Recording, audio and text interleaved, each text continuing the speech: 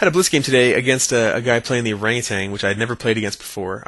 I'd seen it in books and I'd never studied it. I've always heard that it wasn't a good opening for white. It doesn't attack the center. It doesn't activate pieces. It's just not a good opening. I didn't know how to play against it, though. I just kind of made things up as I went. So you'll see how it went here.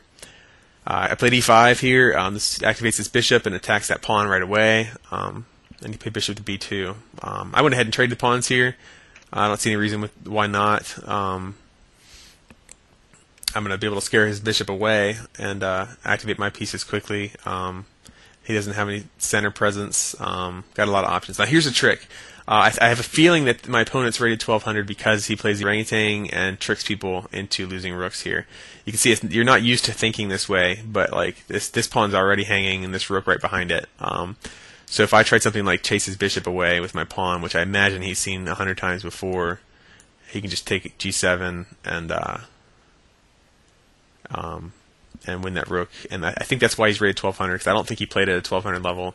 I think he's playing more about 1000 or something like that. So I'm guessing that's what's going on here with this weird opening. I spotted it. Now the funny thing is I almost didn't. I almost played my knight out to c6 here, and I was like, wait a second. There's a reason for this weird opening. It took a minute, played my knight move. So there we go. He backed my bishop off. I should have played it back to e7, just because playing here allows d4 and I have to move it again. But I didn't. He didn't play d4. He played e3. So here we go. I feel like already that I'm doing fine. That I've avoided his trap, and now he has to just start developing normally. I have to develop normally and see what we can do. So I just follow the old adage of knights before bishops and get my knight developed to an obvious square. I'm looking at d6 next. Activate my light squared bishop, and things are fine for black right here. I'm already in the clear with the weird opening. There's no more traps. Castle normally. Play d6. This is all normal stuff. I'm just playing very basic generic moves. At this point I started thinking about playing on the e5 square a little bit, and I wanted to get my knight up there. So I was gonna trade bishop for knight and then get my knight on e5. If he wanted to trade bishop for knight there, I'd have a pawn on e5, which I'm happy with. So those are the ideas I was playing with. So I put my rook on the e file just to eyeball the e5 and e4 squares, and then prepare these trades. I backed my bishop off right here because I was nervous about a trap. Let's say I played my plan right away and played e5. This allows d4, which you can see forks pieces, and I don't actually lose material in this case because I can check him with my knight, and now when he recaptures, I can, if I move the bishop now, I just lose this one. So I take here, and he's still worried about his queen. So I keep him occupied with checks and queen threats until I can move my bishop away. But looking at this position, you can see that it's not as good as this position for me. And I realized that, and I wanted just to get my bishop out of the way. So I played bishop to b6 first. And then he jumps and knight moves in before I got a chance to move mine. Kind of ruined my plans on e5. That's okay, though, because I decided to trade light squared bishops first and then double up his pawns. Now he played an in-between move that actually loses the material. He decides to threaten my queen just like I threatened his. Now this loses because my bishop can always escape back here and his knight can't. So we trade queens, and now you can see my bishop can just get out, but his knight's trapped. He can take the pawn on b7, which he does, but then he's stuck without any more escapes. So I threaten more material in the back, and he takes the pawn, threaten his knight, and now the best thing he can do is trade his knight for a pawn. Here, he decides to try and trick me into trading material when I'm down a pawn, but I might as well win that extra knight first. And there's all those trades, and you can see now that I'm up a piece for 2 pawns. I got a knight, and he doesn't.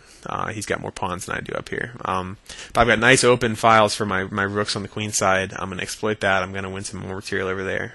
So here we go. My plan now is to attack on the queen side where it's open, and his pieces are all bunched up over there, but they're kind of clumsy, and I've got one extra piece, so I'm going to be able to coordinate more attacks than he is. Here we go. I back off my bishop just to open the file for my rook, and I wedge it right in there into b3. I'm going to double up, as you can see, right here, and his only move here is rook a2 to defend that bishop. So now I'm going to find a way to pile up on the b2 square and try and win more material. The first step is playing my knight through b6 up to a4. So now you can see I've got 3 attacks on the bishop, and he's only got 1 defense.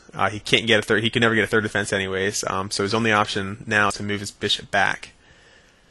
And this just lets me play bishop to a5 here. I'm going to swing it into c3 and force more material trades when I'm up material.